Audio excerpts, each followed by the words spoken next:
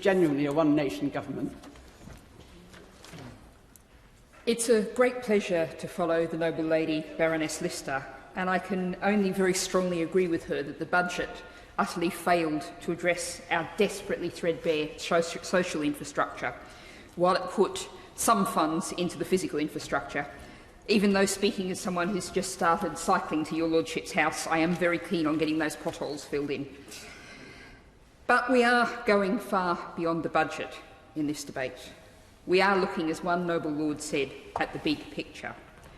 And I want to make reference to the BBC series which recently had its most recent episode, Child of Our Time, which follows children born at the end of 1999. Now, experts at the start of making that programme said with confidence in 1999, we're looking at a better society, a better world for our children. Look where we've got to. One of the first landmarks in that period was the financial crash of 2008. We bailed out the banks and we made the people, particularly the poor, the disadvantaged, the disabled and the young, pay for that bailout.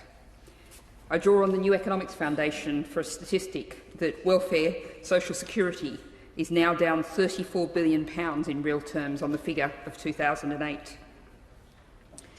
Then, of course, we've come to realise we are in a climate emergency. And I go back to the budget, as my noble friend Baroness Jones of Molescombe referred to.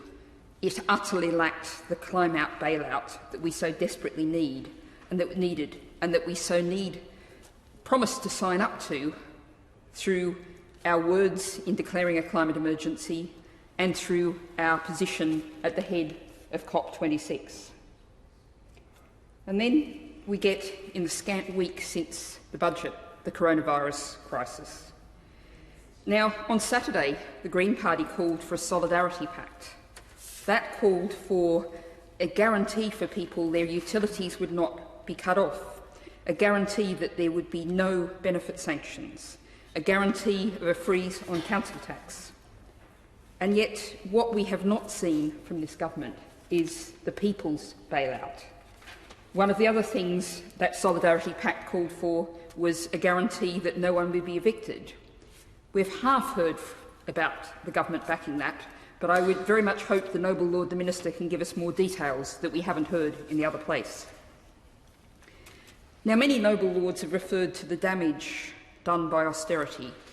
I just want to pick out one case study, a very, very relevant case study today. IPPR analysis shows there's been an £850 million cut in local public health budgets in just the last 5 years. The poorest places have been hit first and worst. The people most vulnerable to coronavirus, we know, have type 2 diabetes, heart and respiratory disease, linked to smoking, unhealthy diets and obesity. The public health budget in the the figure in the budget was up about £150 million, but that is based on a £1 billion cut since 2014. This is spending that could have directly reduced the impact of coronavirus that has not been given. But let's focus on the now and think about the situation of so many people outside your Lordship's house. The Most Reverend Prelate, the Archbishop of Canterbury, was very prescient in referring to the issue of free school meals, which we now know from Monday. Huge numbers of families will be wondering how to feed their children without those meals. There are people sitting in households now, in the dark and the cold, quite possibly ill, wondering how they're going to top up their prepay meters. They're not supposed to go out. Why do we not have a measure to automatically top up prepay meters, some of them owned by some of the most vulnerable people in our society? The gig economy that so many noble lords have referred to. Renters, people renting, 2/3 have no savings at all. 1.1 million households who are renters rely on self-employed people as their main source of household income. They're going to be worrying about the rent, but even more basically right now, they're worrying about buying food. We've seen no steps to help them. Now, I think it is fascinating to listen to this debate, and we've seen people moving their positions hugely. The noble Lord O'Neill, who's not currently in his place, said incomes need to be made good by our governments. The noble Lord Lamont referred to helicopter money. I have to say, as someone who represents a party that has been speaking for decades in favour of universal basic income, I am feeling some sense of shock at this moment. As my noble friend Baroness Jones of Molescombe referred to, we are agreeing with the DUP, who are calling for a universal basic income. The other place, the SNP, is calling for a temporary universal basic income. But, as you might expect from the Green Party, I want to go further than that. In opening this debate, the noble Lord the Minister said, "The world has changed. We have to see beyond the short-term impact of the coronavirus."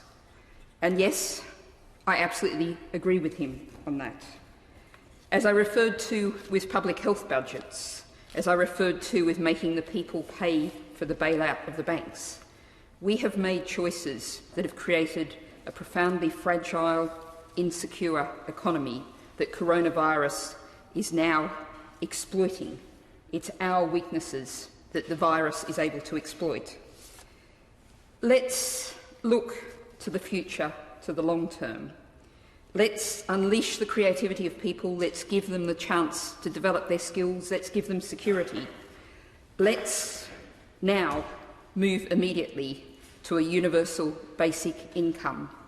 Give everyone security, not just for a few months or a year, but for the future. Hear, hear.